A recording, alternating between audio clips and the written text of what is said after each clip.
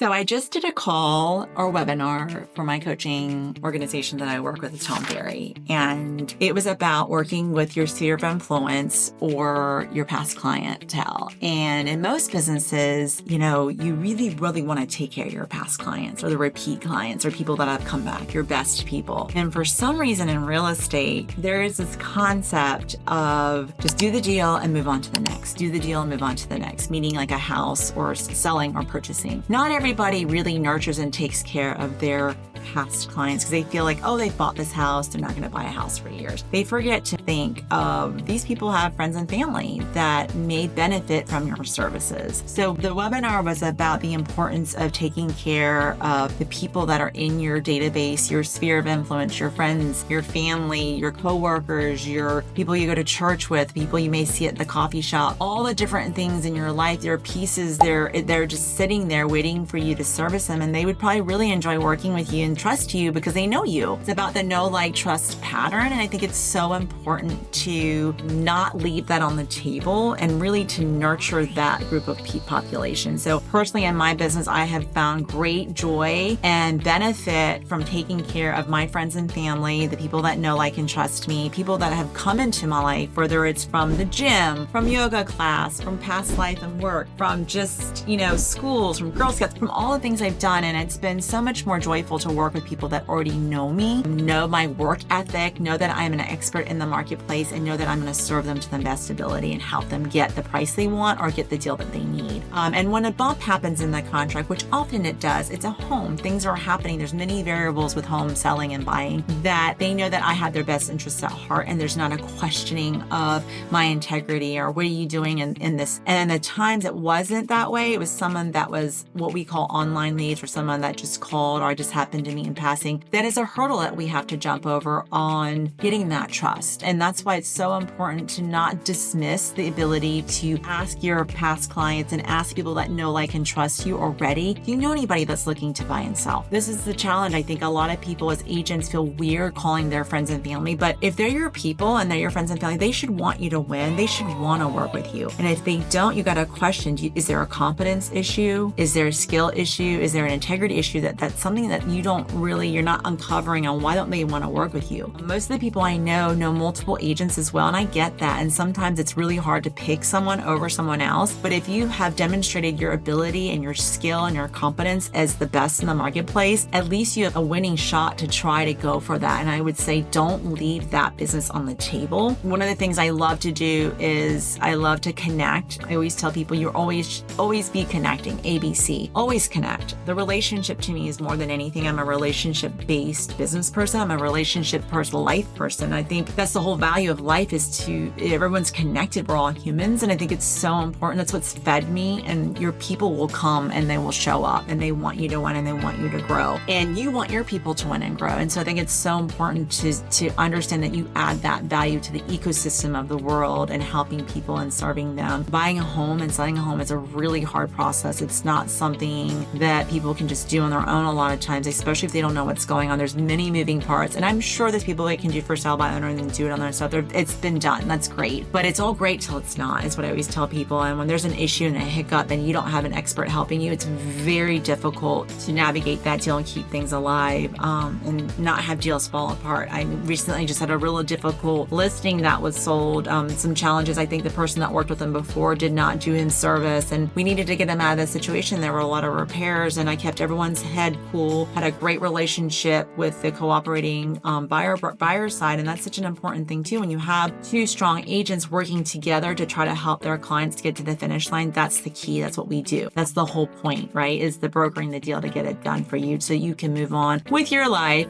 and not have to think about things. So think about this as an agent is number one, identify who your ideal client is. That's number one, right? Who is the person you want to serve? And of the people that you know, your past clients, which ones were delightful to work with? with? Who are the people you want to work with? What area do you want to specialize in? And then market to that person. Figure out what your offering is to that person. How often are you going to put them? Put your resources to that. Really focus on that 80-20 rule, because 20% of the people are going to produce 80% of the results. That 80-20 rule is a real thing. I'm sure you've seen that all in your life. And then also over deliver.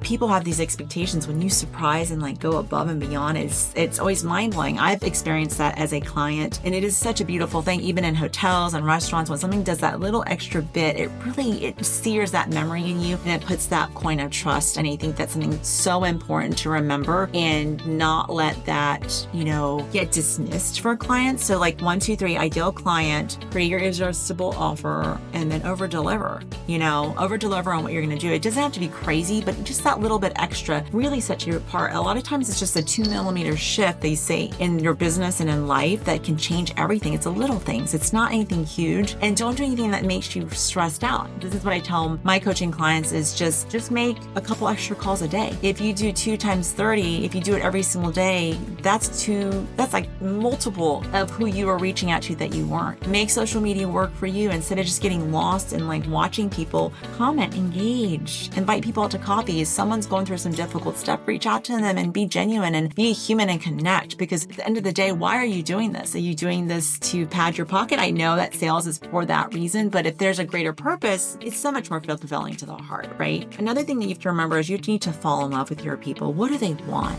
right? What do they want and need? If you can give them what they want and what they need, you're going to have raving fans for life, because raving fans stay and customers go away. That's what I just learned last week at Business Mastery, and it is so true. And I've been privileged to build my business by referral, and I can see such a night and day difference in when I work with referral clients versus when I work with non-referral clients. And I think that's the biggest key is, who do you want to work with? Who do you want to serve, right? And making sure that you are serving the right clientele that matches what you want, because then you're going to be in alignment with them and it'll be easy, it'll be smooth, there won't be so much drama. I think we all have seen, whether you're in the restaurant business, the real estate business, the insurance business, if you have a difficult client, it's not really that much fun. It's a misalignment sometimes, Yes, difficulties come and challenges come and problems come, but can you solve the problem, right? Can you solve it with joy and have someone appreciate what you're doing for them is the key. And then also, people don't buy products or services, they really buy their identity.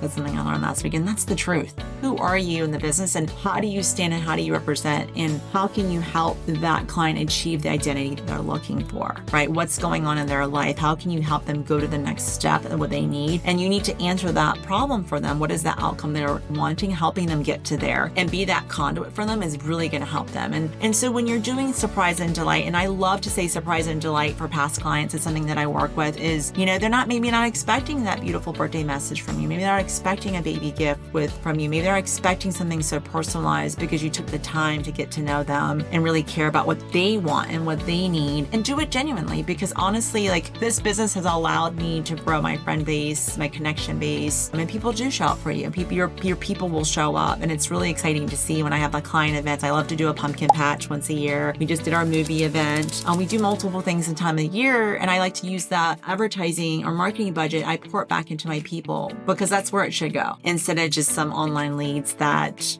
take so long to build that know, like, trust pattern. So that would be my biggest takeaway, is to don't dismiss that low-hanging fruit of your people, your past clients, your sphere of influence. Make sure you have a cadence of touching base with them. Make sure that you're offering value and lessons for them that is applicable to your business and helping them and what they need, and figure out what they need and want, and showing up and delivering even more. And the business kind of will start flowing and becoming easy, but give it a few months. I mean, it definitely is that lead time of when you start doing the work. I don't think it's going to happen overnight. Once in a while it does, because you just happen to align in the right time when you make that phone call. But typically I would give it a couple months or so. It's kind of just like working out, right? It takes a little while for you to see those results, but just do it day in and day out. It's consistency over time. That's anything in any business, consistency over time. And it's a little bit every single day. You don't have to go crazy. You don't have to spend tons of money. It's actually a very low cost to drive thriving business. And the benefit is that you get amazing clients, you get raving fans, 5-star reviews. I've been privileged to get them from past clients and referrals from all over the place. But you got to stand up and serve them the right way. You got to do right by them to get that right. And then you'll continue to get more business that way too. So that's the best way to do business. And if you like this content, I hope you like and subscribe. I want to share more with you the model on how I've run my business and how I continue to work it and grow it and how it has provided so much joy in the life I have in working in real estate. So till next time, take care.